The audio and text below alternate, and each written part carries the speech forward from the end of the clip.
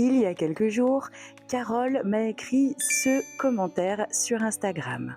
À la suite de son commentaire, je suis rentrée en contact avec elle et nous avons échangé en privé au sujet des troubles qu'elle rencontrait à cause de son voisin. Elle m'a donc envoyé de quoi illustrer mon propos. D'ailleurs, faites comme Carole, posez-moi vos questions en commentaire ou venez m'écrire en message privé et surtout, abonnez-vous. Voici les extraits.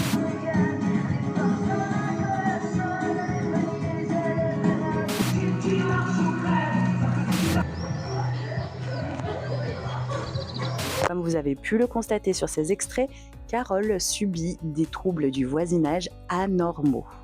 D'abord, on va parler de ce que sont les troubles normaux du voisinage. Rappelons déjà que ce sont des choses qui sont de l'ordre du vivre ensemble, qui sont donc supportables et même prévisibles parfois.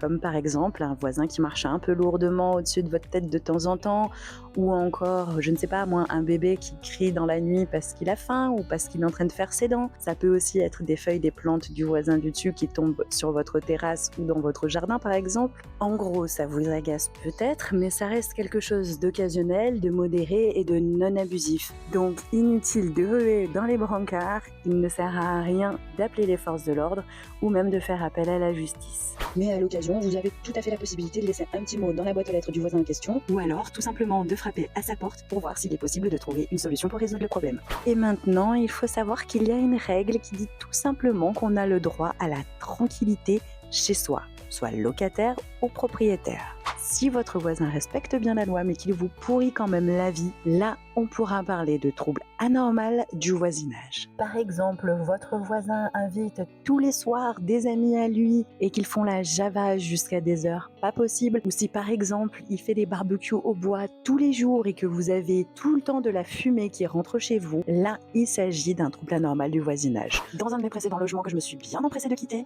j'avais un voisin du dessus qui semblait jouer au bowling à peu près toutes les nuits sur son parquet, de minuit jusqu'à généralement 4-6 heures du matin. C'était pas très pratique pour dormir correctement. Et vous l'aurez compris, Carole subit exactement ce problème-là avec son voisin qui met sa musique à fond du soir au matin et du matin jusqu'au soir aussi. Dans le cas présent, pas besoin de prouver la faute, mais juste le trouble subi. Et comme d'habitude, si vous voulez des exemples concrets et les textes officiels, regardez dans ma description. Je vais donc vous expliquer quelle est la procédure à suivre dans ce genre de contexte. Si vous voulez vous défendre, je vous invite à rassembler un maximum de preuves. Ça va des photos aux vidéos, ça peut être aussi des copies des mots laissés sur sa porte ou dans sa boîte aux lettres, ou même tout simplement des témoignages d'autres voisins subissant les mêmes troubles que vous, ou en tout cas pouvant témoigner des troubles que vous subissez.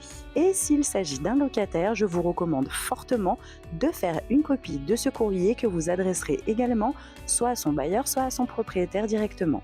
Si les nuisances persistent, à ce moment-là, il faudra passer la seconde. Et là, on passe à la lettre recommandée avec accusé de réception que vous adresserez au propriétaire et en copie au locataire. Oui, il est important de le rappeler, le propriétaire est responsable du comportement et des troubles occasionnés par ses locataires. Et si le logement à l'origine des troubles se situe dans une copropriété, à ce moment-là, il faudra également alerter le syndic de copro pour qu'il fasse un rappel du règlement intérieur. En troisième étape, si ça continue, renseignez-vous auprès de votre mairie pour savoir s'il existe un arrêté municipal ou même préfectoral qui parle de ces nuisances sonores. Et si c'est le cas et que l'arrêté n'est pas respecté par votre voisin, à ce moment-là, vous devrez avertir le maire par tout moyen. Si cela persiste, alors là, il va falloir passer à la vitesse supérieure.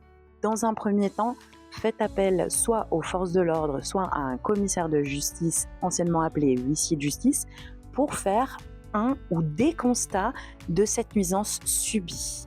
Ensuite viendra l'étape de la conciliation et si le problème continue encore, à ce moment-là, il faudra saisir le tribunal civil. La justice pourra tout simplement demander à votre voisin d'arrêter ces nuisances, mais en fonction des conséquences que ces troubles ont pu avoir sur vous, il peut notamment être condamné à des dommages et intérêts. Bon, si les troubles ont commencé avant votre arrivée dans ce logement, je vous cache pas que ça risque d'être un petit peu plus compliqué d'arriver jusqu'au bout du problème. Et c'est pour ça qu'il est très important que vous vous renseigniez avant de louer ou d'acheter un logement. Bon, et du coup, j'imagine qu'il n'y a pas que Carole qui a subi des troubles du voisinage. Racontez-moi vos mésaventures en commentaire, j'ai hâte de les lire. En attendant, je compte sur vous pour vous abonner à ma chaîne, pour liker et partager cette vidéo si elle vous a été utile.